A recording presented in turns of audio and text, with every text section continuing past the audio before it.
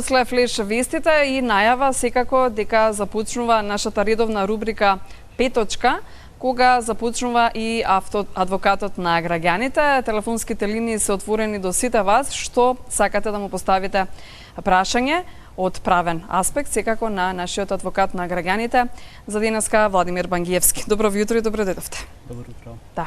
За старт, благодарност до сите оние што испраќа постојано пораки на нашата Facebook фан страница Добро утро секое утро и на нашиот имејл dobroutro@gmail.com. Да, телефонските линии секако ќе ги погледнате и може да се јавувате. Вели вака, ова е на Facebook фан страницата до вас. Секако прашање. Почитувани, сакам да прашам што се треба да се направи да се трансформира земјиште, инаку се работи за следново. Имам поднесено барање за трансформација на земјиште кое се наоѓа во село Петровец, поднесено од општина Газибаба пред 10 години. Првен ми рекоа легализирај објекти, тоа и го направив. Сега пак иста приказна, а инаку допред некоја година имотот беше на имотен лист со сопственичко право, кој е добиен на подарок, а пред тоа имотот е добиен на трано користење. Па што се треба да се направи? Ви благодарам. Веќе одамна во нашата земја е започнат процес на приватизација, односно процес на трансформација на земјиштето кое што се наоѓаше во државна сопственост, а на кое што граѓаните имаа според поранешните прописи право на користење или право на трајно користење. Најпрво со Законот за градежно земјиште од 2001 година, а после се донесоа посебни, специјални закони за приватизација, граѓаните го стекнаа правото да го трансформираат земјиштето на кое што има право на собственост на објектот и право на користење на земјиштето кое што беше во државна собственост. Тој процес на промена, односно на трансформација на земјиштето или популарно кажано на приватизација, се уште трае и граѓаните се уште имаат можност да стекнат право на собственост или право на сособственост на земјиште на кое што имаат право на користење. Од тоа што ми го прочитавте, граѓанинот веќе направил трансформација, односно го приватизирал земјиштето, или пак, втората варијанта, направил легализација на објектот и со тоа го стекнал правото на откуп по 1 евро на земјиштето кое што се наоѓа под објектот и на дворното место, односно на земјиштето кое што служи за редовна употреба на објектот. При тоа да биде јасно за граѓаните дека се работи за две постапки. Значи, една е постапката за приватизација, односно за трансформација од користичко право во право на собственост, а сосема друга е постапката за легализација на бесправно изграден објект. Бидејќи легализацијата на објектите оди по закон за легализација, а додека трансформацијата на користичкото право во право на собственост оди според законот за приватизација на градежно земјиште. Добро, ви благодариме за убавиот совет до нашиот гледач. Имаме гледач на линија. Сега, добро утро. За кого? Добро утро. Добро ви утро и повелете. Имам нешто да прашам Поздравувам прво вас таму во студиото, водитело гостино. Благодарим. Емисијата. Вака сега, имав една баба стара во домо, добиваше нега. Да, ве слушам. Молам? Ве слушаме, говорете. Добиваше за нега. Арнама негата му е даде за 4-5 месеци и парите останаа в банка. Таја беше болничка на крајо, ми рекоја за да ја подигниме парите, да полномоштво на нотар, а ти немавме полномоштво за парите. Ама таја беше малку, ко ојдов на нотар, ме праша дали е при свест. Јас му реков, па не е баш при свест. И тие ми рекоа, ние не можеме ништо, ќе одиш во центарот за социјална работа, да ти одобро старателство. И тоа бев јас во центарот на 17 јануар. И ми рекоја пополнено барање, ќе го разгледаме. Ми јавија на 24 во петокот дека треба да одиме да ни пополнат старателство. Во петокот 24, во саботата почина старата. Ние ојдовме во домо на 27 во понеделникот. Со посмртница му кажавме дека старата почина и тие рекоа не можеме да ви даеме старателство и така остана. Сега ние пријавивме дека почина на 27. А ова негата за јануар ја пуштиле цела и сега ни барат 1000 денари да вратиме назад. А парите се в банка, не се подигнати за 6 месеци се парите в банка за старателство, за негата. И сега тие викат да платиш 1000 денари. Викам јас како да платам кога парите јас не ги зедов на сметка во банката на стара. А полномошно немаме ние за сметката. Добро. Ето ме интересира. Во ред ви благодарам, најпрвен жал ни е за вашата загуба. Сега одговори на вашето прашање. Значи, додека била жива господјата, слушнав дека не била при свест. Односно, ја загубила способноста за расудување. И се до моментот на нејзината смрт можело да се постави старател, и старателот во таква ситуација го поставува, точно е тоа, Центарот за социјална работа, со цел старателот да може покрај другото во рамките на законските овластувања да располага и со нејзиниот имот, било да се работи за парични средства во банка, средства дадени на име туѓа помош и нега, пензиски средства, имот и така натака и така натака. Бидејќи веќе е почината, што значи дека оставината веќе е отворена, се поднесува предлог за поведување на оставинска постапка до надлежниот суд. Предметот се распределува кај нотар, согласно Законот за нотаријат, задолжително е застапувањето на граѓаните од страна на адвокат и во рамките на оставинската постапка се расправа за нејзиниот движен, недвижен имот, парични средства кои што ги има во банка, фондот за пензиско инвалидско осигурување и така натака, но не само побарувањата, законските наследници или пак доколку ги има тестаменталните наследници, одговараат и за долговите на покојниот, односно покојната која што ги имала за време на живот. Да, како што се добиваат нели имотите, така се превземаат и долговите. Да, значи во зависност од бројот на наследниците и во зависност од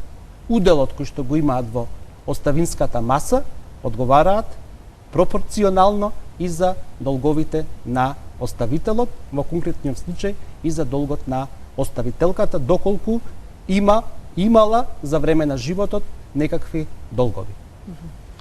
Да, верувам задоволен на нашиот гледач од одговорот од адвокатот на граѓаните Владимир Бангиевски во очекување на следниот секако гледач и поставување на некоја правно прашање до нашиот гостин Владимир Бангиевски, адвокатот на граѓаните. Добро утро за следниот.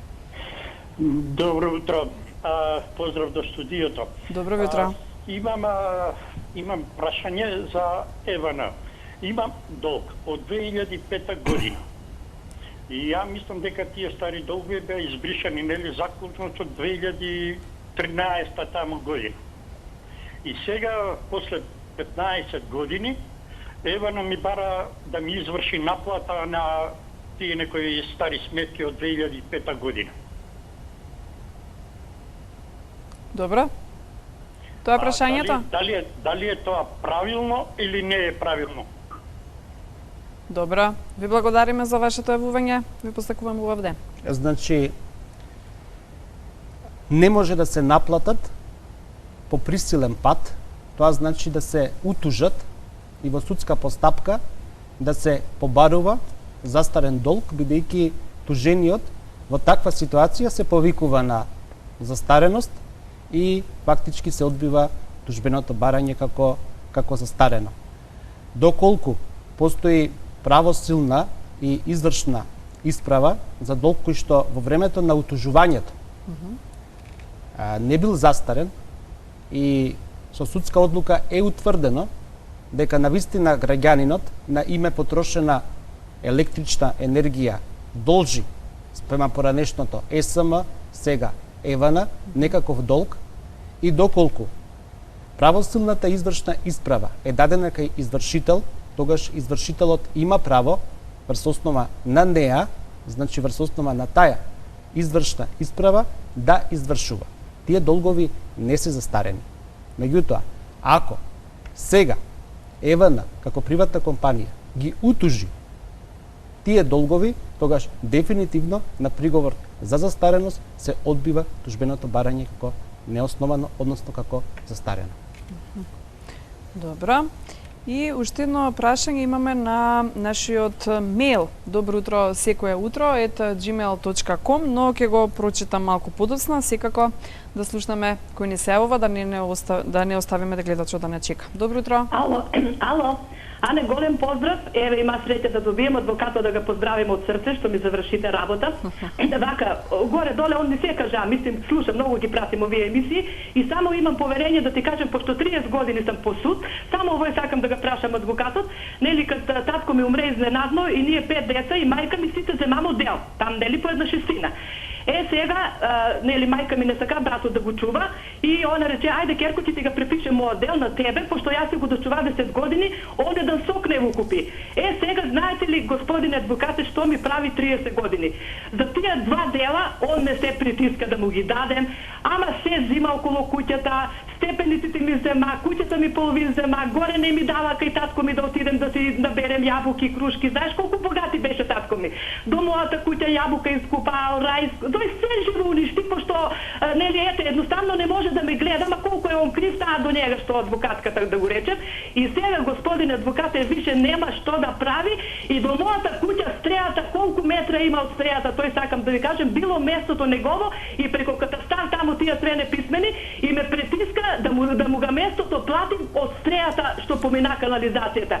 Па више стварно од njega не можем да дишам, дај кажете ми што да правим, а више немам пари по суд, немам, значи такво притискање, такво уништање, овој не знам додека е. Голем поздрав, а не на сите во Алфа, среќен 8 март, пошто нема да те чуеме и на адвокатот господјата среќен 8 март.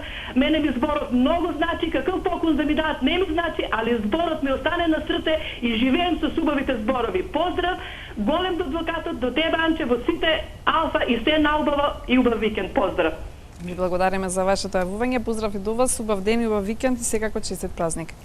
Поздрав и до гледачката. Значи, прв пат во емисијава ќе ја спомнам и можноста за одење на медијација. Без разлика што сум адвокат, граѓаните имаат можност согласно законот за медијација да на вонсудски начин преку медијатор ги решат имотно-правните односи или соседските односи. Да. Може би некои од граѓаните, но и гледачите на ТВ Алфа не знаат дека имаат право и на ваков начин да си го добијат. Граѓаните се жалат на долгите судски процеси, на скапите процеси. Меѓутоа, од таа причина и ја спомнува можноста за медијација, тоа за жал како можност граѓаните и многу малку го користат, можеби заради неупатеност, можеби заради слаба афирмираност на можноста за медијација. Ете сега вие ќе ми кажете дека постои таков начин. Се направија некои законски измени со цел медијацијата како ефикасно средство да се користи од страна на граѓаните, но бидејќи граѓаните навистина се жалат на предолгите и прескапи судски процеси, било да се работи за имотно-правни, соседски односи, долгови и така натака, самата постапка во многу ситуации и емотивно ги погодува инспириран од тоа што го кажа гледачката, значи може и преку медијација на вистина многу конфликтни односи да се решат. Во крајна линија, доколку тоа не е можно или доколку другата страна не сака, не постои друг начин освен судот како арбитер кој што ги решава соседските недоразбирања, имотно-правните односи и така натака. После смртта на определен оставител, навистина настануваат конфликтни односи помеѓу законските или тестаменталните наследници и многу граѓани уште за време на живот доаѓаат во адвокатските канцеларии со цел, додека се тие се уште живи, да решат определени имотно-правни односи, кажувајќи при тоа дека не сакаат после нивната смрт да остават проблеми помеѓу своите деца, роднини и така натака.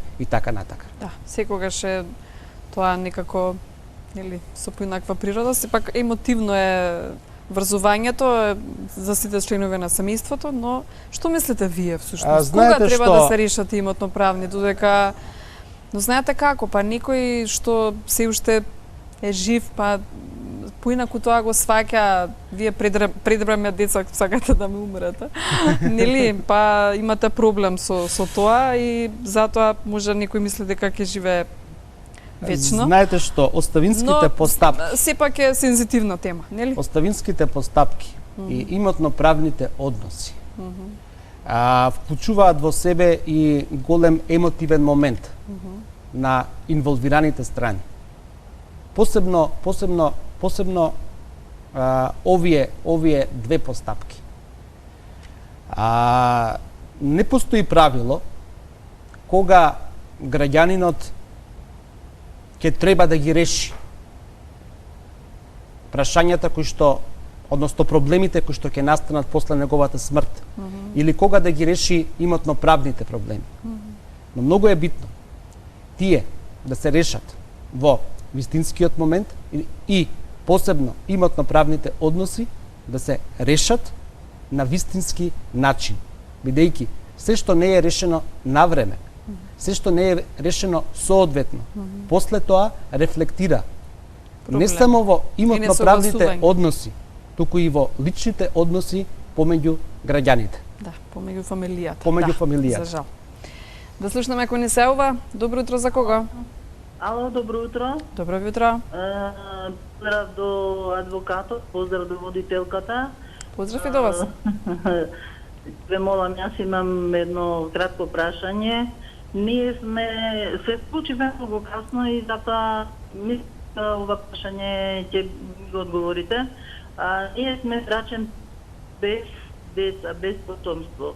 Имаме овакво имот кој што немаме мислам согласност двајцата. Правиме некој документ после смрт на едниот на кого ќе остане, па на другиот. Дали после смртта на еден од нас имотот дели на наследниците, браќа, сестри, деца од браќа, од сестри, или пак на едниот брачен пар кој што ќе остане после смртта на едниот, имотот му припаѓа целосно на тој што остана живиот. Тоа ми е прашањето, бидете поздравени. Немаме никаков документ оставено, никаков документ направено меѓу себе, никаков спогодба, тестамент и така, и мислам не се служуваме за да биде тоа оставено. Дали после тоа ќе имаме некои проблеми со наследниците? Ви благодариме за вашето јавување. Значи, брачните другари се наследуваат помеѓу себе. Тоа е основното правило. Тоа значи дека брачниот другар кој што го надживеал другиот брачен другар го наследува имотот на брачниот другар кој што е веќе покоен. И постои уште едно правило дека наследниците од првиот наследен ред, доколку постојат, ги исклучуваат од наследство наследниците од наредниот, односно вториот, евентуално третиот наследен ред. Со оглед на тоа што брачниот пар нема заеднички деца од бракот, тогаш нормално е и законски е да во целост ја наследи оставината на покојниот брачен другар. Ви благодариме уште еднаш за секако одговорот. Верувам дека е задоволна нашата гледачка. Уште едно прашање на имейл адресата на dobroutro@gmail.com. Уште еднаш потсетување до сите вас, гледачите на ТВ Алфа и Добро утро секој утро, дека имате можност да ги испраќате вашите прашања на имейл dobroutro@gmail.com, на Facebook фан страницата на Добро утро секој утро, на Instagram страницата фан Добро утро секој утро. Ова прашање пристигна на нашиот имейл. Вели прашање до адвокатот. До колку години застарува предмет каде што треба да се исплати штета, конкретно пари за институција каде се работело лицето? Толку. Значи, застареноста се прекинува во моментот на поднесување на тужба. Аха, и за адвокат што требаше да се исплатат пари. Значи, во моментот на поднесување на тужба. Добро. Од ова што ми го прочитавте, сватив дека се работи за постапка за надоместна штета, односно се работи за судска постапка за надоместна штета и застареноста е прекината, што значи таа не тече. Граѓанинот најверојатно ќе очекува судска пресуда за основот, дали му е основано тужбеното барање за надоместна штета и за висината на самата штета. Колку што разбрав, се работи за работна парница, односно за штета предизвикана за време на траењето на работниот однос. Доколку граѓанинот поседува докази, истите се приложени кон тужбата, секако дека ќе може да очекува позитивен исход. Пак ќе кажам, доколку ги има навистина доказите кои што кажуваат на тоа дека му е причината штета, таа има основ во законот и таа штета има соодветна висина. Добро.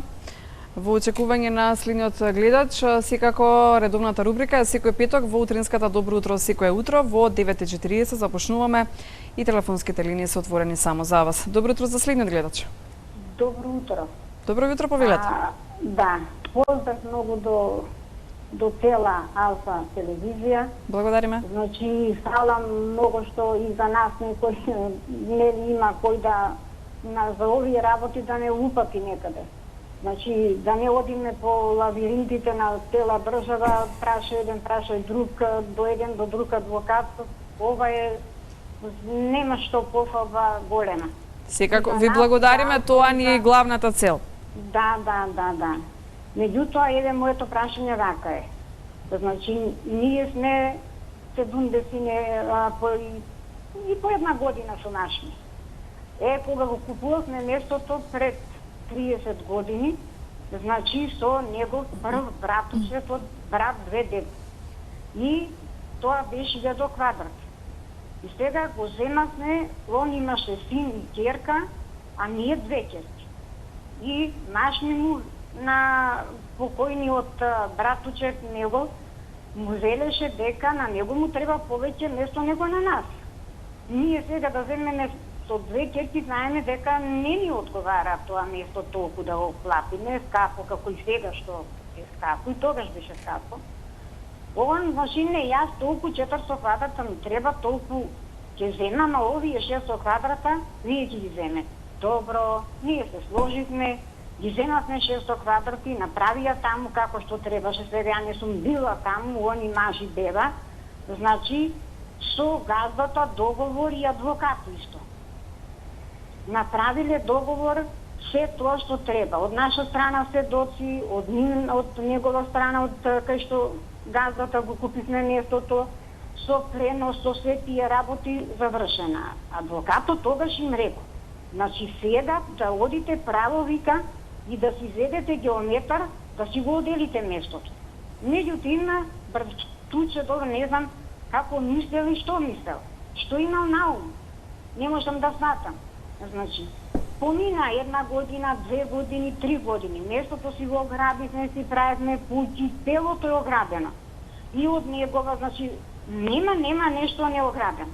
Меѓутоа не сака да појде, значи било кога да му се рекло, да појдеме да изведеме геометар, значи ние безме тие 100 квадрати, господин адвокат, зошто тогаш дали законот бил таков е пренесено местото на 2 идеални половини. Ние плаќаме 600 квадрати, а тој плаќа 400 квадрати. А е таму наведено што имаме поседовен лист на 2 еднакви половини. И адвокатот рекол дека ова мора да се изведе веднаш геометар, за да се местото нели раздели како што треба и да се извади документот кој колку си плати. А ние имаме дека сме купиле нели тоа 600 квадрати. Меѓутоа 500 квадрати кај него сте во поседовен лист, 500 квадрати кај нас. А ние имаме платено 600 квадрати, а тој има 400 платено. И никако човекот, ете, и тој умре, Бог нека чува и нека брани, и млад син умре, никако не сакаше, значи, да појде да изведеме геометар. И сега останавме ние двајца со нашми, жената сама и со ќерка и. Како е сега, например, нашето ние на деца утре нели сакаме да оправиме, тие 100 квадрати како, а се е заградено, е снимено со ова авионско едно друго. Што ќе има ли некое влијание, корис од тоа снимање, што да идеме, како и што да правиме? Значи, просто сме збунети сега на нашите деца, сакаме, како еве сега што ве слушам, секој сабај ве вртам, не можам да довијам. Значи, пошто многу луѓе имаат такви проблеми, незамарени, и сега не може да ве добијам. Што сега, отом потом ние на нашите деца да исправиме тоа место, или еве да го продадеме место во куќава, тие 100 квадрати, дали ние ќе имаме проблем, пошто ама тоа е заградено, снимено е со авионски, дали тоа нешто ќе помогне или не? Тие 100 квадрати се те нима. Значи на 2 идеални половини е поделен. Добро. Сега прашањето е до вас, што ќе ме советувате? Добро, ви благодариме. Ако има некој одговори, нешто, појаснување, нешто, дали тоа влијае нешто, ќе влијае тоа снимање, оградата, ограденост, значи, Добро. сведоци, се тоа. Добро, ви благодариме за јавувањето, да слушнаме одговори од адвокатот. Ви посакувам убав ден. Геометарските работи ги вршат овластени геодети, геодетски друштва. И најверојатно тука се работи за потреба од интервенција на геодет, кој што евентуално би требало да направи премер, да ги постави меѓите, односно да укаже каде се меѓите, и така натака, и така натака. Мојот совет е до граѓаните дека почетокот на решавањето на било каков имотно-правен проблем многу често е во катастарот. Значи, граѓанинот пред да почне да ги решава проблемите на границите на една парцела, имотно-правните односи поврзани со конкретната парцела и така натака, и така натака, мора да ја знае состојбата која што постои во рамките на катастарската евиденција. Значи, што има конкретно евидентирано во Агенцијата за катастар на недвижности. Таму може да извади имотен лист, може да извади графички приказ на земјиштето, може да види колку се сопственици, дали е самиот сопственик, дали постојат и други сопственици, дали има право на сопственост, дали има право на користење, право на заедничка сопственост и така натака, и така натака. Значи, многу често почетокот не е кај адвокатот, туку е во катастарот, односно сликата, рентген сликата за едно земјиште најпрво се добива во рамките на катастарот. Добро. Уште едно прашање до адвокатот, вели како се постапува кога еден од заедничките домови не плаќа половина од сметките за комуналии. Дали е регулирано со закон? Во заедничка куќа станува збор, а сметките гласат на еден носител. Значи без разлика на кого гласат сметките, доколку се работи за заедничка собственост, да речеме на брачни другари, тогаш тие бидејќи домуваат во заедничко домакинство, ако правно зборуваме, Добро. имаат обврска да ги сносат трошоците кои што се однесуваат на заедничкото домување. Во однос на зградите и така натака, значи во предвид доаѓа законот за домување и тоа ги регулира односите помеѓу, правно кажано, етажните собственици, односно собствениците на посебните делови од станбената зграда.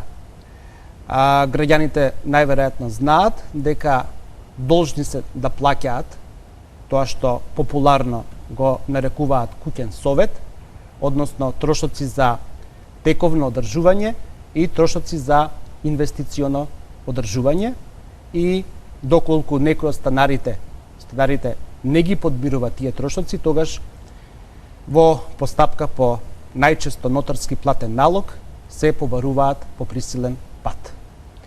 Добро, имам уште еден гледач на линија. Добро утро. Добар ден. Да, веќе добар ден. Емисија. Поздрав и до вас. И со посебна интерес го пратиме вашето излагање. Значи имаме едно прашање до адвокатот, а се однесува во однос што беше поставено првото прашање. Адвокатот добро е велти, меѓутоа сакам да се прецизира, значи приватизација на градежно земјиште која е собственост на Република Македонија е една постапка, и приватизација на градежно земјиште која е собственост на други физички лица, односно со собственост.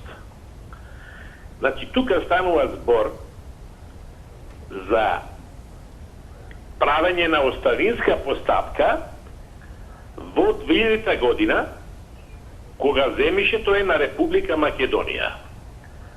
И тоа втор пат за една иста недвижност, за која порано е правена оставинска постапка во 70-та година, останата на нивните правни претходници.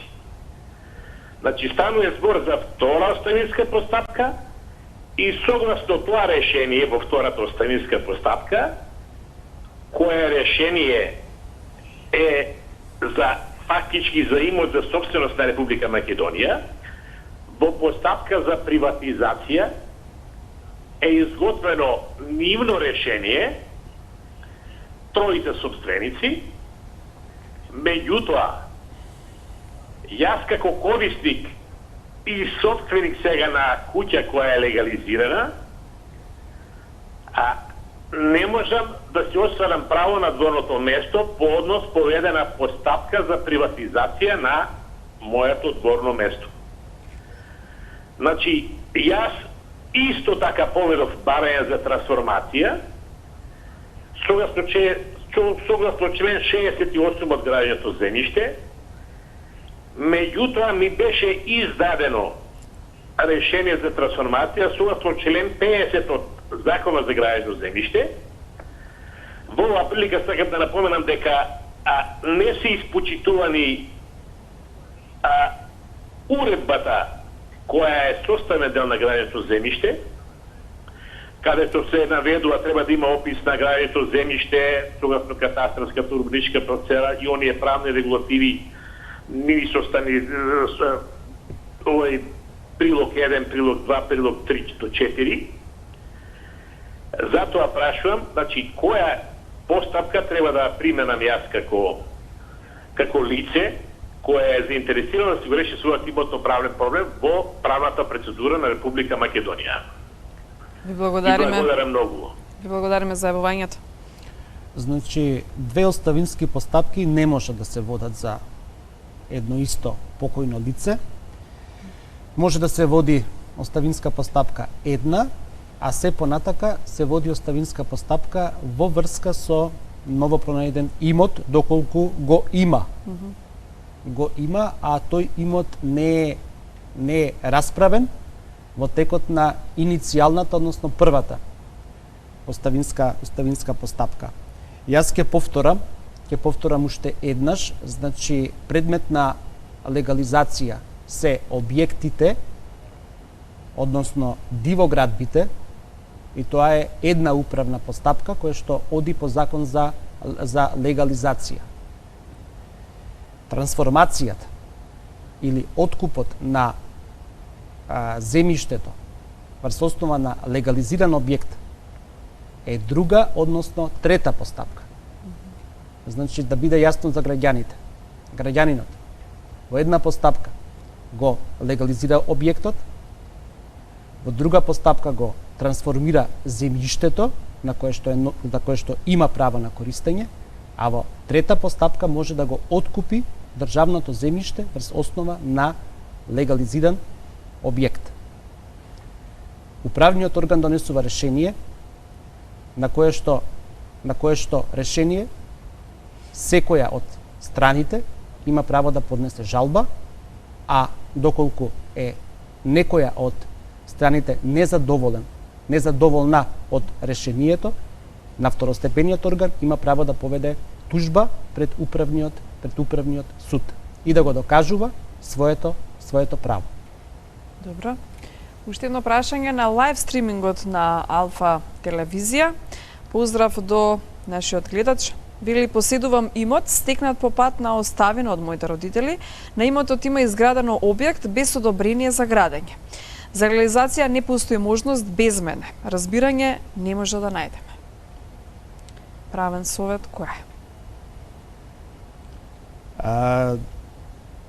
Најверојатно граѓанинот не ги исполнува, бидејќи многу е кратко прашањето поставено, не ги исполнува условите за легализација на неговиот објект и предпоставувам дека добил решение од управниот орган во управна постапка дека неговото барање за легализација се одбива како неосновано и секако дека граѓанинот има понатака право на редовни правни лекови, односно право да поднесе жалба, а доколку е незадоволен и понатака има право да поднесе тужба пред управниот суд. Да, и уште едно прашање на исто лайв стримингот на Алфа телевизија. Ви благодариме на сите ваши прашања, поздрави, коментари убави, ви благодариме на вистина, ни значат. И уште едно прашање до адвокатот. Од 1.1.2020 година сум во старосна пензија, но веќе 2 пензии немам најавено зголемување од 700 денари. Дали ми следува? Поздрав. Пресметката на пензиите и усогласувањето на пензиите согласно законските прописи или согласно движењето на трошоците за живот ги усогласува Фондот за пензиско и инвалидско осигурување. Граѓанинот не може да биде дискриминиран по ниедна основа во смисла на тоа да зголемувањето на пензиите им припаѓа на една категорија на пензионери, а не им припаѓа на друга категорија пензионери. Значи, бидејќи од 1.1.2020 година граѓанинот користи старосна пензија, секако дека усогласувањето кое што го прави Фондот за пензиско и инвалидско осигурување ќе го опфати и него. Да. И уште едно прашање, вели, отидов во пензија на крајот на месец јануари, работев во фирмата градажна 15 години. Газдата на фирмата не ми дава К15, а има и застој на двете последни плати и плюс, вели, имам право за 2 пензии, нели? 2 плати се извинувам. Значи, граѓанинот секако дека има право. Доколку ги исполнува законските услови од Законот за работни односи, до 31.12 во тековната година на својата трансакцијска сметка да го добие регресот за годишен одмор или популарно кажано К15 и тоа е право кое што граѓанинот во судска постапка може да си го побарува доколку неговиот работодавач не му го овозможи.